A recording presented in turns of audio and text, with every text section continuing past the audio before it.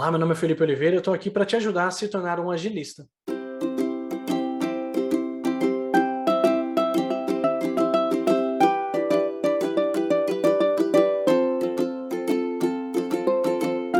Bom, no vídeo de hoje eu quero tentar falar de um assunto que para algumas pessoas é polêmico, para outras pessoas não, né? Que são formas alternativas para você não precisar estimar o seu backlog. Eu quero que você entenda que estimativa não necessariamente é algo ruim, pelo menos uma estimativa que não tem, que tem base, né? Então, se você for estimar seu backlog, se você for trabalhar aí com uma demanda específica, um card, uma história, uma melhoria, que seja, né? Várias pessoas vão perguntar para vocês quando que isso vai ser entregue, ou como que isso vai ser entregue, ou se está no risco de entregar, qual que é o risco de entregar até tal dia, é pessimismo, é otimismo, né? E diversas vezes a gente tenta usar técnicas mais subjetivas ou técnicas absolutas para dizer que algo vai ser entregue no dia tal ou no dia Z, e tem alguns problemas quando a gente tenta trazer essas perspectivas. Primeiro, quando a gente fala de estimativas subjetivas, elas não casam com a realidade. Então, se eu for falar, por exemplo, isso aqui equivale a tantos pontos, o tamanho disso aqui é PM ou G, isso não reflete no tempo de entrega real, né? E quando eu faço uma estimativa, por exemplo, baseada numa experiência, isso daqui leva X horas, isso é algo absoluto, as pessoas acreditam naquele número, né? É algo determinístico, não é algo probabilístico, beleza? Só que no dia a dia tem muita gente que vê conforto em métricas, porque isso gera uma barreira entre a expectativa e a realidade. Isso gera uma barreira entre o solicitante e quem entrega, né? E essa barreira serve também para manter as pessoas seguras, né? Olha, não vai entrar mais porque a minha estimativa disse A, né? Ou não, você não pode pedir além disso porque a minha estimativa disse A. E uma coisa que eu tenho percebido é que as pessoas tentam acertar essas estimativas, né? Essa estimativa aqui de 12 pontos, de 13 pontos, né? Ela não está correta, então vamos estimar de tal forma, vamos quebrar as tarefinhas, vamos estimar as tarefinhas também. História em pontos e tarefas em horas, por exemplo, né? Para tentar acertar a estimativa. Isso acaba gerando um tempo custoso para as pessoas, né? Isso acaba gerando um tempo meio problemático. Às vezes é mais fácil você sentar e desenvolver, né? Muitas pessoas vão pensar isso, vão ter essa visão, né? Isso vai gerar conflito, às vezes com agilistas, às vezes com piores, às vezes entre desenvolvedores, entre pessoas do time, né? Então acho que é importante você tentar buscar formas alternativas para não precisar estimar mais seu backlog. E eu quero que você entenda, você que está assistindo esse vídeo e quer uma forma simples e rápida, você pode até tentar, mas ela pode ser que traga um pouquinho de dor para você, né? Porque você está tentando convencer as pessoas a saírem de um momento de conforto. Porque no final das contas, dependendo do time que você está, dependendo da forma como você trabalha, a estimativa é uma área de conforto para as pessoas. Tá? Então, primeira coisa, né? Teve um time, por exemplo, que eu participei e eu comecei a introduzir algumas práticas nesse time sem me preocupar muito com estimativa. E a primeira coisa que eu pensei foi o seguinte: era um time que não tinha uma visão muito boa sobre capacidade versus demanda. Ou seja, eles colocavam muita coisa dentro de uma sprint e não concluíam no final de uma sprint. Normal, né? Acontece. E aí eu comecei a questionar isso e falei, olha, me diz uma coisa, se vocês entregam 2, 3 itens por semana, ou seja, 4, 5, 6 itens por sprint, por que que você está tentando colocar 10, 12, 15 itens por sprint? Porque tem que entregar. Falei, tá, mas entre ter que entregar e você de fato estar entregando, são duas coisas diferentes.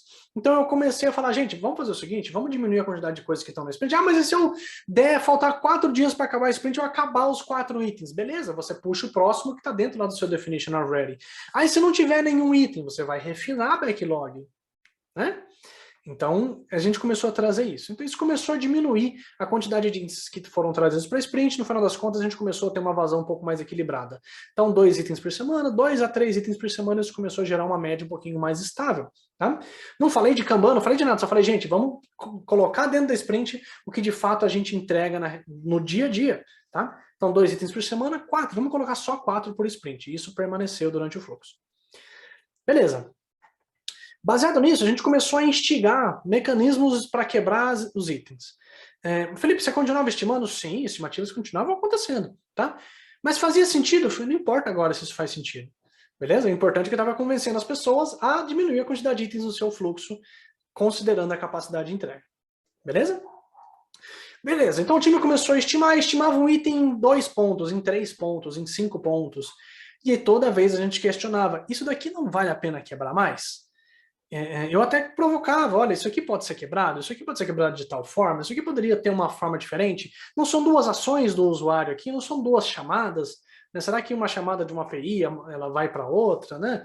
Eu comecei a questionar esse tipo de coisa. Falei, olha, tem certeza que isso aqui não pode ser quebrado. Lê para mim a história de novo, fala para mim o que está escrito aí. Fala para mim os critérios de aceite. E aí, a cada vez a gente foi enxergando essas potenciais quebras. Ah, chegou no planning.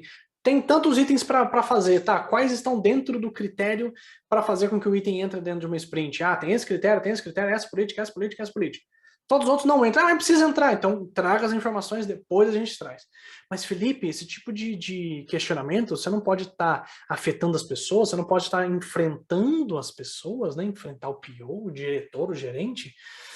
De novo, eu não posso iludir as pessoas. Uma demanda vai entrar com indefinição, ela não vai sair, vai chegar no final, as pessoas vão se sentir frustradas porque não entregaram, e quem demandou também vai se sentir frustrado porque não recebeu aquela demanda. Então é mais fácil ele já se frustrar por padrão, beleza? Então é muito importante que você tenha essas políticas claras no seu dia a dia, para que na hora de trazer para uma sprint, para um fluxo de trabalho, você saiba exatamente o que priorizar ou não. Então, conforme a cada demanda que foi trazida, eu questionava essa quebra e questionava essas políticas, questionava a quebra e questionava as políticas, tá? Chegou um ponto que as estimativas começaram a não fazer tanta diferença, porque no final das contas o time estava quebrando os itens, o time estava priorizando conforme a necessidade, o time estava executando conforme a necessidade. E aí o próximo passo, e aí eu comecei a orientar uma agilista que estava nesse time, e o próximo passo foi, beleza, já que o time não está tão preocupado com a estimativa, continua fazendo, mas não está fazendo tanta diferença. Que não faz sentido agora, conforme o time for terminando, eles vão puxando? E eles toparam, eles acharam legal essa ideia, né? Olha, Felipe, se eu terminar, vamos puxar, mas vocês têm que refinar antes, então tem que preparar. Então, será que talvez o espacinho que está sobrando, se tiver alguém aí, por exemplo, que está sem fazer nada, é, não é interessante você ir lá e refinar backlog, e assim foi sendo feito. Um desenvolvedor ia lá e refinava backlog, alguém ia lá e trabalhava com uma visão, alguém vinha e puxava mais demandas, e conforme isso foi avançando, tanto o cycle time foi diminuindo, a vazão foi aumentando. Lógico que existe um limite, existe um total ali, ó. Você não vai subir a capacidade no seu infinito, não, você vai chegar no limite. Você vai chegar no limite de equilíbrio, né? Então, esses foram alguns passos que a gente foi trazendo, até o ponto que o time começou a puxar e isso virou um ritmo um pouquinho mais contínuo. Ah, continuou com retrospectiva? Continuou. Continuou com planning? Continuou, mas a planning quase que virou um momento de checar, né? Olha, estamos. O que a gente está colocando agora no fluxo? O que está rolando? Né? Isso começou a trazer uma visão. Então, olha que interessante. Eu foquei nos itens, eu foquei na quebra da demanda. Eu usei a pontuação em alguns cenários para quebrar. 13 pontos. É grande, né, gente? Vocês acham que não deve ser quebrado? Mas como que a gente pode quebrar esse card aqui? Como que a gente pode fazer com que ele seja menor, né? Porque esse daqui, gente, pode ter um risco ali de que ele vai estourar o fluxo de vocês. Vamos tentar quebrar? Mas, Felipe, você não vive falando que estimativa em pontos não tem nada a ver com o tempo? Sim, mas você pode ter isso como argumento inicial, até o momento que eles vão entender que não existe relação, você pode até mostrar depois. Então, Felipe, mas por que você está falando isso? Para o time ter a provocação adequada para realizar a quebra, tá? Assim eles vão conseguir ter uma visão clara de que esse item aqui eu preciso quebrar, preciso trazer quebras de demandas, preciso diminuir o tamanho dos lotes que estão entrando aqui no meu processo. Beleza? Estão entrando dentro do meu fluxo, tá? Então, veja que são pequenas ações aos poucos para você conseguir trabalhar, tá? Tem times, por exemplo, que você vai perceber que é mais fácil você virar a conversa. Você, da noite pro dia, você fala, ó, galera, vamos parar de estimar? Vamos focar aqui? Sim, mas você já vai ter que dar um conhecimento grande pro time no começo, técnicas para quebrar a história, vai ter que ensinar essa galera a quebrar melhor, vai ter que ensinar essa galera a ver se o card está bem escrito ou não, se você já não ensinou, tá? Dá para você tombar? Dá para você tombar. Mas só tomar o cuidado aí com relação à resistência, ao que cada um tá pensando. Tem time que vai falar, pô, vamos deixar de estimar agora. E aí você coloca limites, fala, olha, beleza, vamos deixar de estimar, Mas antes disso a gente precisa tomar esse cuidado aqui, antes disso a gente precisa enxergar esse ponto aqui que é importante, a gente precisa trabalhar melhor as quebras dentro do backlog, a gente precisa melhorar a forma como vocês orientam isso no dia a dia. Tá? Então não é tão simples assim quanto, beleza, vamos lá, vamos quebrar a demanda, vamos... Calma, respira. Tá? Então antes você tem que dar esse conhecimento para as pessoas. Beleza? Além disso, para você aí que tem dúvida de como quebrar item, como quebrar história, técnicas para fazer isso, eu te dou algumas dicas. Então você pode ter, por exemplo, técnicas como User Story Mapping, você pode ter técnicas como 7 dimensões de produtos, você pode simplesmente colocar a demanda e fazer um brainstorming de formas de quebra, tá? Você pode usar, por exemplo, filtrar por ações do usuário ou por ações dentro do código, às vezes uma sequência específica, tá? Lembrando que as quebras, elas precisam ser focadas no que está sendo entregue, ou em pedaços do que está sendo entregue, tá legal? Se você pede, por exemplo, no iFood, um combo mexicano, cada pequena entrega, que, por exemplo, pode estar saindo da cozinha, é um prato específico, não é um ingrediente, tá? Então tomem cuidado para vocês não fazerem uma quebra entre front-end e back-end, ou front-end e QA, né? Ou integração A com integração B. Tomem esse cuidado para você não ensinar de forma equivocada alguns aspectos. Tem práticas que são de transição, né? Então você vai usar uma técnica específica de quebra para gerar conscientização, depois você abandona e vai para algo mais robusto. Mas é importante que você ensine coisas que são de fato de transição, e não são coisas equivocadas, depois você conecta. É igual você fazer 3 story points equivalentes a 3 horas, não existe essa equivalência. Beleza?